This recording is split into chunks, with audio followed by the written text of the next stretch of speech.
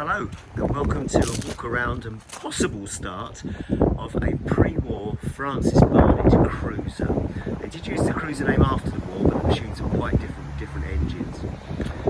Francis Barnett had a slogan which was built like a bridge. The reason being that they used these girders everywhere and big bolted up sections, so they were made from box section really, so indeed built like a bridge.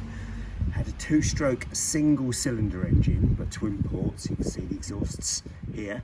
This is part of the exhaust. It's not just decorative, so when it's hot it gets warm, and it runs down to a silencer under here. The reason I like this bike is it's almost completely original. There are no panels missing, and often by the time they get to me now in the 21st century, lots of parts have been cannibalised and you've got the wrong bits, and people are always crying out for, you know, I'm looking for a rear mudguard, I'm looking for this, I'm looking for that. This is properly original. It's been rewired, it's got a pattern ammeter on there.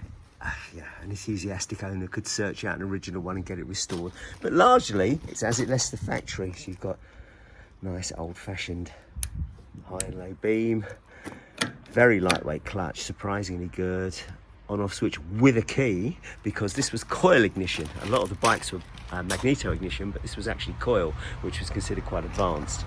Also in this later guise, it was foot change. So the earlier models, which were in the early 30s, had a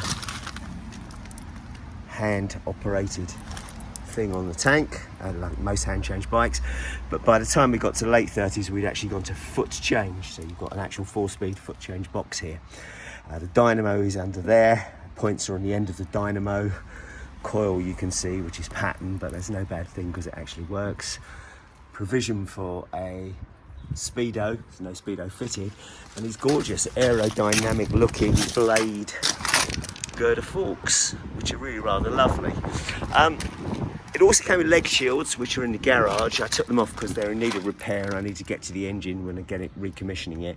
But they have a beam that bolts across here, and the leg shields run down and along.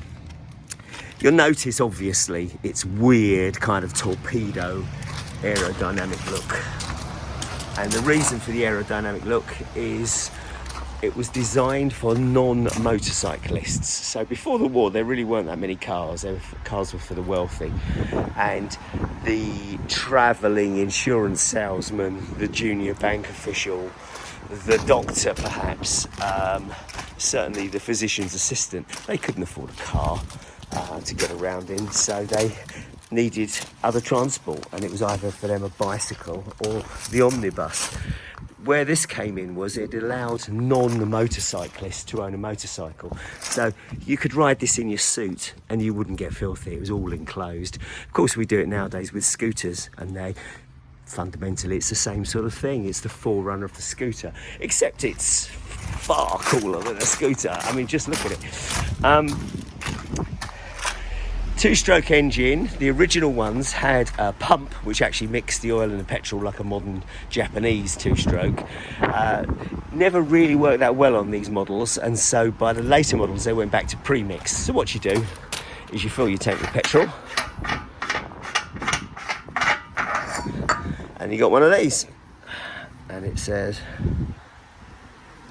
4 of these to a gallon. So what you do is you put a gallon of petrol in, and you fill this 4 times with oil, and you pour that in. That would have been old engine oil, sort of standard engine oil back in the day. Nowadays you have modern 2-stroke oil, so you can use less of it, which makes it less smoky.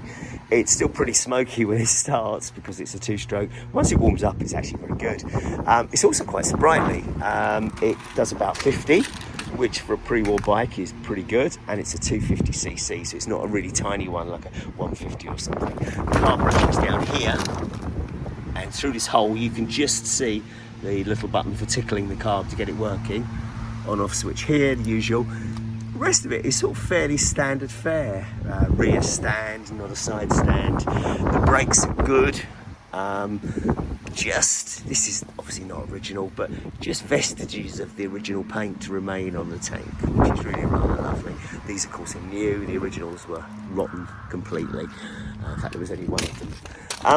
but it's just a very, very cool bike. And if you were, as I say, an insurance salesman in the 30s and you had a bonus, you'd probably put your money down on one of these so that you could get out and see more clients and make more money, and then maybe, who knows, one day have a car.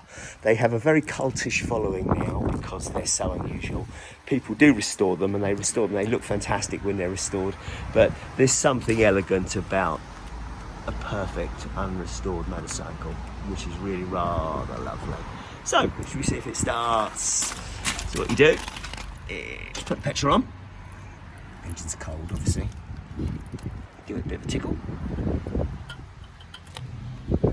It's not pouring out.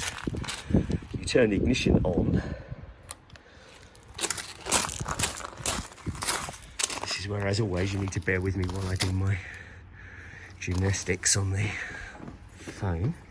Find the top dead centre. Well, the top is just find the top of the kickstart swing really, and nearly.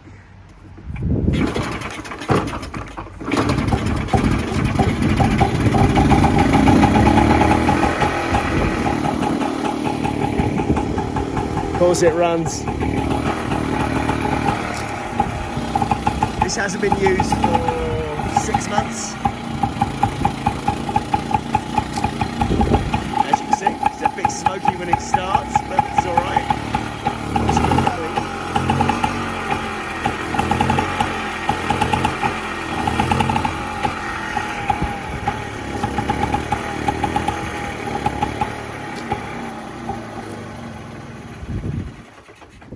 So there you have it. This is a 1939 Francis Barnett Cruiser. You won't see many of them around. When you do, take a good look because they're very unusual motorcycles, and I hope you like it.